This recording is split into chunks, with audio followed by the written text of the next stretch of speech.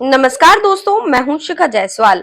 हरियाणा विधानसभा चुनाव में ऐतिहासिक जीत मिलने के बाद बीजेपी ने लगातार तीसरी बार सरकार बनाने की कवायद शुरू कर दी है। 17 अक्टूबर को नई सरकार का शपथ ग्रहण समारोह होने जा रहा है और नायाब सिंह सैनी ही हरियाणा के अगले मुख्यमंत्री होंगे।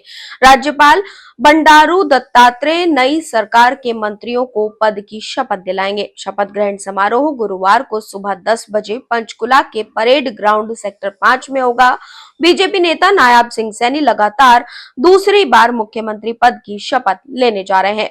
इस दौरान प्रधानमंत्री नरेंद्र मोदी समेत बीजेपी शासित राज्यों के मुख्यमंत्री भी शामिल होंगे। रिपोर्ट के मुताबिक पंचकुला के सेक्टर 5 स्थित परेड ग्राउंड में 17 अक्टूबर को नायाब सिंह सैनी सुबह 10 बजे मुख्यमंत्री पद की शपथ लेंगे। केंद्रीय मंत्री और हरियाणा के पूर्व सीएम मनोहर लाल खट्टर ने बताया कि हमें पीएम की मंजूरी मिल गई है और 17 अक्टूबर को पंचकुला में सीएम और मंत्री परिषद शपथ लेंगे। इस दौरान प्रधानमंत्री नरेंद्र मोदी समेत वरिष्ठ नेता और बीजेपी शासित राज्यों के मुख्यमंत्री भी शामिल होंगे। खट्टर ने कहा कि बीजेपी की परंपरा रही है कि हम जो कहते हैं वही बताते हैं। विपक्ष पर कटाक्ष करते हुए कहा कि विपक्ष के नेता जिस तरह से तैयारी कर रहे थे जैसे कि वो पीएम बनने वाले हैं, उनकी सब उम्मीदें अब खत्म हो गई हैं। बीजेपी विधायक दल की अभी बैठक नहीं हुई है। माना जा रहा है कि जल्द ही नवनिर्वाचित विधायकों की बैठक होगी जिसमें विधायक दल का नेता चुना जाएगा।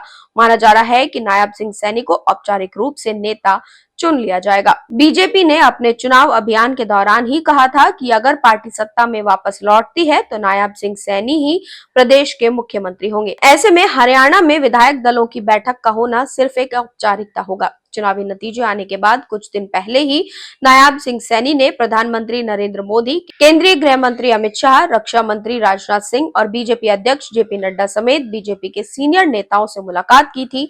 उसके बाद शपथ ग्रहण का कार्यक्रम तय किया गया।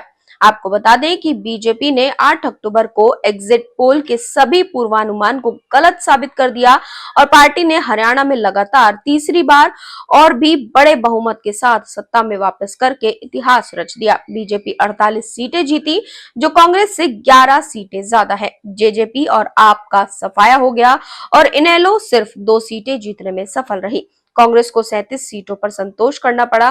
बीजेपी की ये बहुत बड़ी जीत है क्योंकि लगातार तीसरी बार सरकार बनना ये हरियाणा में पहली बार हुआ है। हरियाणा की जनता ने आज तक कभी किसी को लगातार तीसरी बार मौका नहीं दिया है। बीजेपी ने ये इतिहास रचा है और बीजेपी के लिए ये बहुत बड़ी जीत है।